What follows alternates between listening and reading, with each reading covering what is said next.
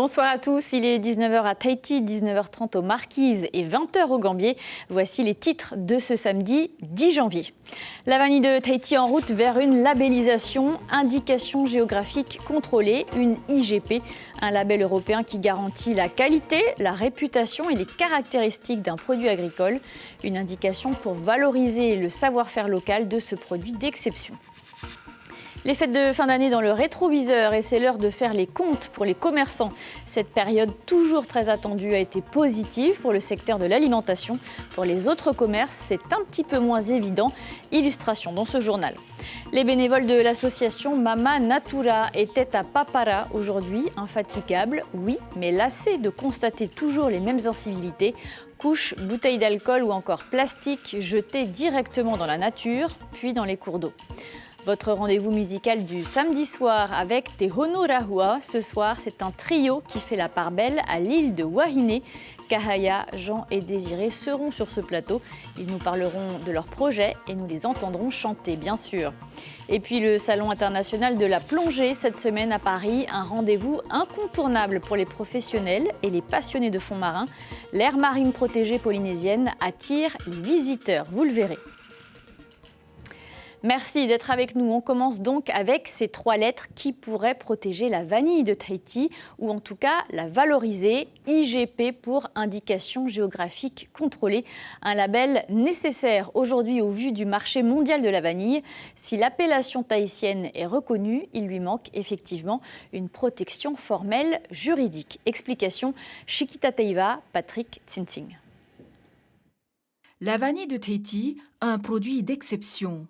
Elle fait face à la concurrence croissante du Brésil et de la Papouasie-Nouvelle-Guinée. La Papouasie-Nouvelle-Guinée, qui produit également la vanille tahitensis, n'hésite pas à afficher vanille de Tahiti.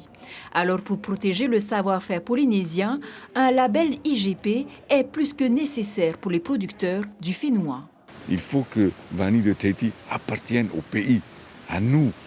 Au peuple polynésien, parce que la vanille de Tahiti, elle est produite ici et on connaît justement sa qualité. Et c'est une des raisons pour laquelle aussi nous voulons mettre en avant la qualité de production, de préparation et d'exportation. Par contre, elle ne fait pas l'unanimité au niveau des exportateurs. En fait, parce qu'un exportateur, lui, il a déjà en fait son réseau de producteurs en place et donc il a déjà son réseau de commercialisation qui est en place. Donc là, en fait, ça va venir compliquer en fait cette structure, ce réseau qu'il a mis en place, parce que maintenant, il faut une traçabilité de qui fait quoi et qui achète quoi. Cultivée principalement à Taha, Huahine et Ayatea, la rareté de la vanille tahitienne reste inégalée, tant par son origine que par le savoir-faire artisanal qui lui confère une valeur inestimable. Et ce ne sont pas moins de 800 producteurs qui attendent des informations sur cette indication géographique protégée. Une enquête publique sera d'ailleurs lancée courant janvier par la direction de l'agriculture pendant 2 mois. Pendant que l'enquête suit son cours, nous allons, nous les professionnels, tenir des réunions publiques, donc essentiellement à Ayatea, à Taha, à Huahine et à Tahiti. Donc nous serons accompagnés par l'établissement Vanille de Tahiti et par les représentants de la Chambre d'agriculture. Et donc ensemble, on va tenir des réunions publiques pour justement informer, notamment les professionnels, sur cette démarche de l'IGP. Je pense qu'on n'est pas loin d'être arrivé au bout et on espère d'ici encore peut-être 1 an, voilà, l'année prochaine, on pourra certainement le porter au niveau européen. Le public et les professionnels ont 2 mois pour donner leur avis sur le projet. Le dossier est également disponible en ligne sur igp-vanille-de-tahiti.org. Bilan des fêtes de fin d'année en demi-teinte pour les commerçants. Si l'alimentation tire toujours son épingle du jeu en cette période, les consommateurs n'achètent plus autant dans les magasins locaux où la fréquentation est en baisse. Ismaël Tayata, Théophane Territoua et Sandroli. C'est un concept qui fonctionne plutôt bien. Ici, pas d'assiette mais des bols. Le client choisit sa base, sa protéine et sa sauce. Et en quelques minutes, c'est pris. Mais il a fallu du temps pour séduire et convaincre, surtout au début. On a ouvert fin janvier de l'année dernière, donc là, fin janvier 2026, ça va faire 1 an. Alors le bilan, plutôt positif quand même. Ça a été une année assez compliquée au début. Il a fallu qu'on s'adapte, d'où en fait notre rythme de croisière. Petit à petit, on s'est fait notre clientèle et on a quand même de la chance d'être situé au centre Weilman qui amène beaucoup de monde et ça c'est vraiment une chance. Il brille de mille éclats et pourtant, de nos jours, colliers, bracelets ou boucles d'oreilles ont du mal à trouver preneur. Avec le coût élevé de la vie en Polynésie, les familles n'ont que très peu de place dans leur budget pour les bijoux. Moi, je travaille beaucoup avec les clients locaux, je travaille aussi avec les clients internationaux. Et le bilan est le même. Les gens qui viennent en vacances en Polynésie française, qui sont sur Tahiti, souvent c'est une fin de séjour, donc ils ont d'abord été dans les îles. Donc on voit bien que les budgets sont calculés, maîtrisés et que les gens font attention à ce qu'ils font. L'année écoulée a été marquée par un changement des habitudes de consommation, notamment avec l'explosion des achats en ligne. Une clientèle davantage tournée vers des produits plus accessibles et de moindre coût. Il y a moins de monde qui passe. Après, il y a quand même des ventes. Le chiffre d'affaires reste stable pour certains. On voit une baisse quand même de moins 15, moins 20% sur des périodes de Noël différentes dans une grosse partie des commerces. Il y a des commerces bien sûr qui marchent bien, qui ont augmenté leurs chiffres. Mais en général, ils sont tous unanimes pour dire qu'il y a une baisse de fréquentation. En décembre dernier, lors du marché de Noël, 10 000 visiteurs étaient venus. Les commerçants sont unanimes, le secteur manque cruellement d'animation et d'événements pour attirer les acheteurs. Les pilotes d'Air France jugent peu fiables les radars météo des Airbus A350. Ces anomalies pourraient fausser la lecture des phénomènes dangereux en vol. Cela concernerait 685 avions à travers le monde, toutes compagnies confondues. Retrouvez cet article à lire en intégralité sur notre site internet. Nouvelle année, mais mêmes problématiques environnementales. Les déchets sauvages continuent de polluer. L'association Mama Natura reprend ses actions avec sa première opération de ramassage des déchets de 2026. À Papara aujourd'hui, les bénévoles ont retiré plus d'1 tonne de détritus. David Chang, Marcel Bonneau. Enfouis derrière la végétation, les bénévoles de l'association Mama Natura passent presque inaperçus. Ces protecteurs de l'environnement réalisent un ouvrage aussi primordial que minutieux. Des fois, on ramasse les gros déchets, et puis on revient, on n'a pas vu qu'il y avait des tout petits bouts de plastique. Et les petits bouts de plastique, ça va se fragmenter, ça va partir dans l'eau.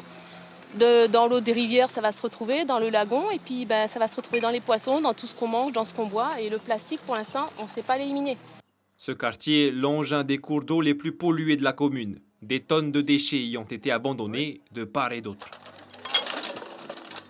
Là, ça fait 3 quarts d'heure qu'on ramasse au même endroit. On a sorti déjà 6 sacs. Et il y a énormément de bouteilles plastiques, de soda, beaucoup de canettes, de jus de fruits, de bière, des verres, des bouteilles en verre, d'alcool. On trouve aussi quelques petits sacs poubelles avec des couches, des trucs comme ça sympas.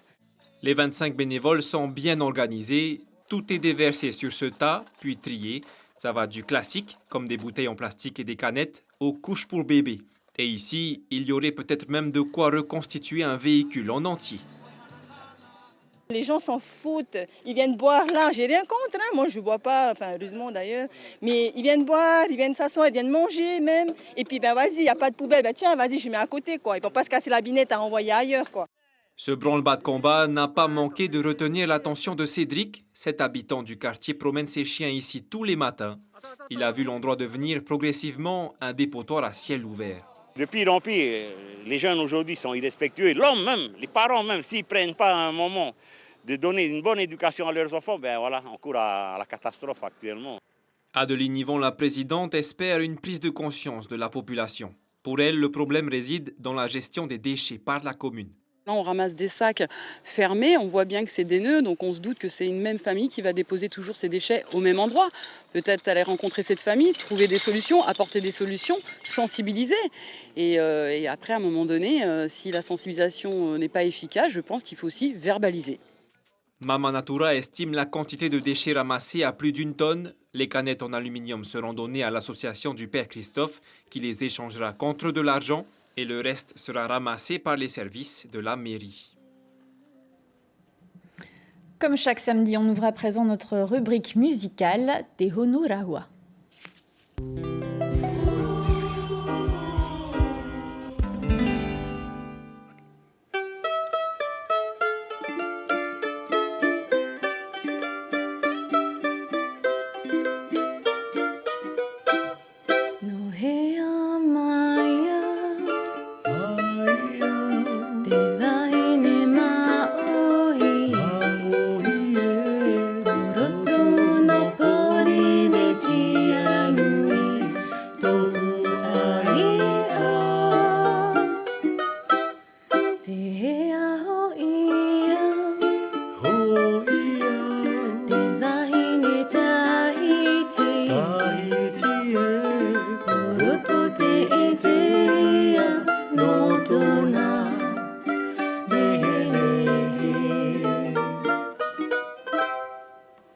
Trois artistes avec nous en plateau ce soir. Jean Fareura, vous êtes producteur et compositeur.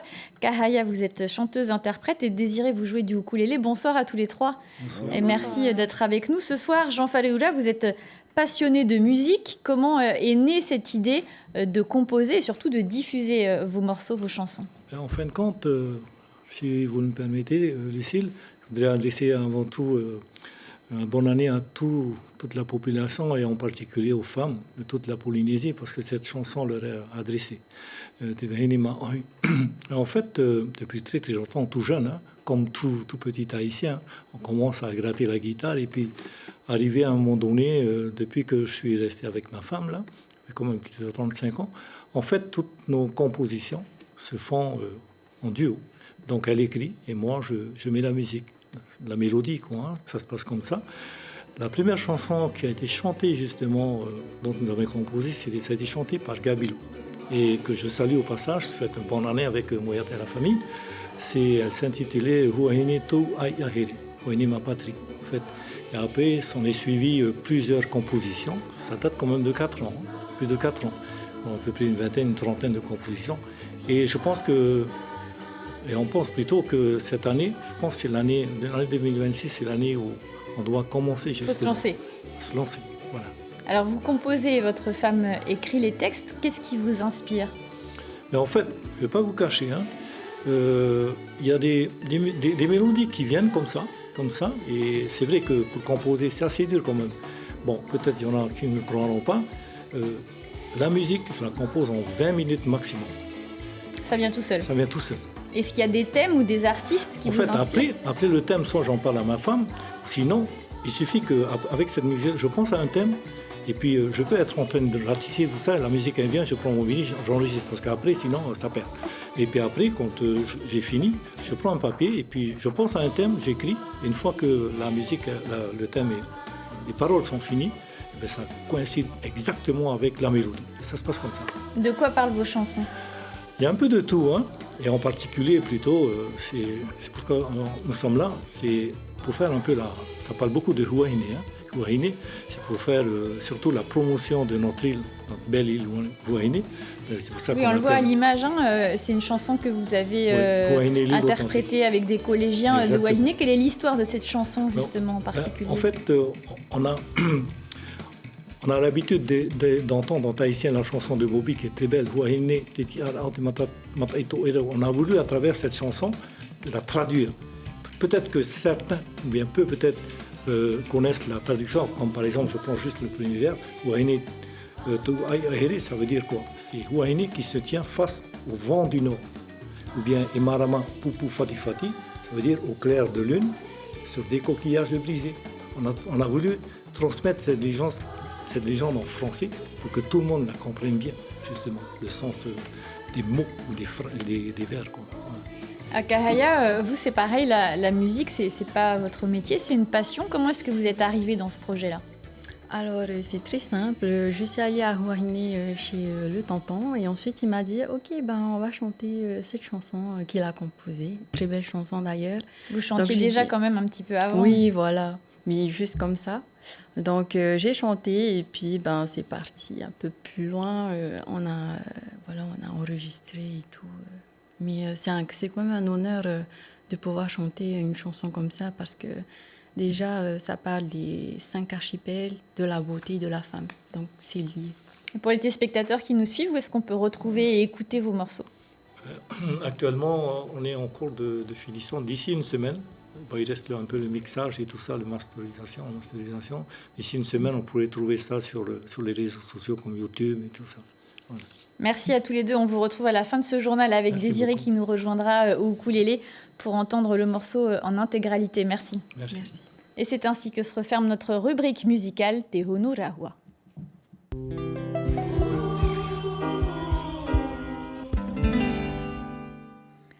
À Paris, le 27e Salon international de la plongée a ouvert ses portes jeudi, un rendez-vous incontournable pour les plongeurs. Et la plongée en bouteille reste un joli prétexte pour les passionnés qui choisissent la destination Polynésie et sa faune marine protégée.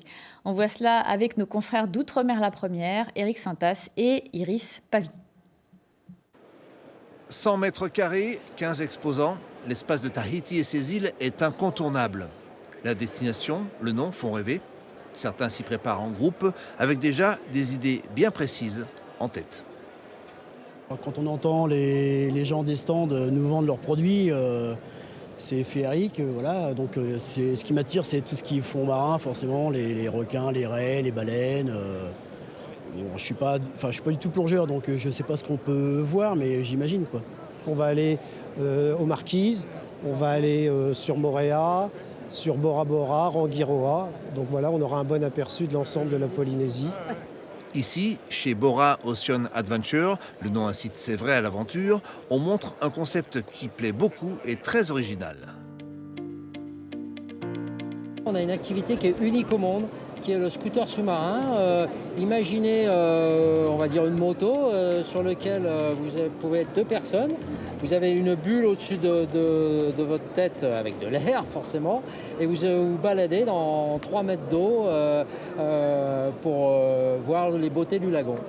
À Moorea, Nemo's Diving Center propose aussi du clé en main, avec des plongées d'exploration qui font découvrir la faune animalière du Pacifique et qui plaisent pour une première particulière. C'est pour notre voyage de noces, voilà. Donc on avait choisi une destination qui moi me faisait rêver depuis très longtemps et voilà. C'est l'occasion de faire un grand voyage pour une belle occasion. Le gros plus de la Polynésie par rapport aux autres destinations, c'est toutes les richesses marines que l'on a. C'est aussi bien sur les requins, les baleines, ce sont que des animaux qui sont protégés. Et donc forcément, on met ça en avant pour attirer des touristes chez nous. On s'éloigne un peu de Papeete, on va sur Rangiroa et un nouveau venu au salon, le club Yaka Plongée. Pour Natuani, c'est une première et il aime présenter son atoll. Grâce au salon, il peut connaître un peu Rangui, venir visiter, de la chance de plonger avec les dauphins qui ne sont pas loin de toi. De temps en temps, tu peux avoir aussi les marteaux, pas aussi loin, les tigres. C'est sympa pour partager avec le monde entier. Premier rendez-vous de l'année 2026, ce salon va recevoir près de 65 000 personnes jusqu'à dimanche. L'offre plongée de Tahiti et ses îles va séduire, on n'en doute pas un instant. Avant de refermer cette édition, je vous en rappelle l'un des principaux titres. La vanille de Tahiti pourrait bénéficier d'une IGP, une indication géographique contrôlée, un label européen qui garantit la qualité et les caractéristiques agricoles de la fameuse gousse. Les professionnels sont invités à donner leur avis. À suivre, le concours Ori Tahiti Nui compétition, puis le feuilleton L'amour de ma vie. On se quitte en musique avec Kahaya, Jean et Désiré. Très belle soirée sur la première. À demain.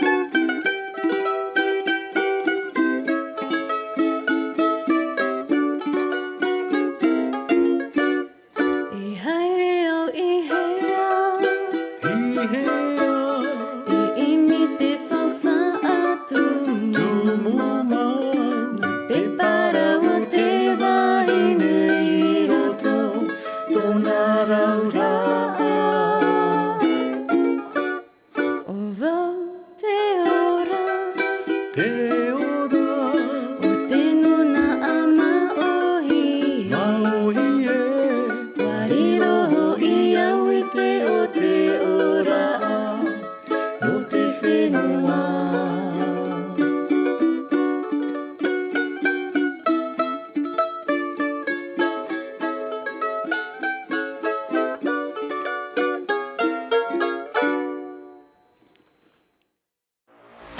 Retrouvez toute l'info sur WhatsApp en scannant notre QR code.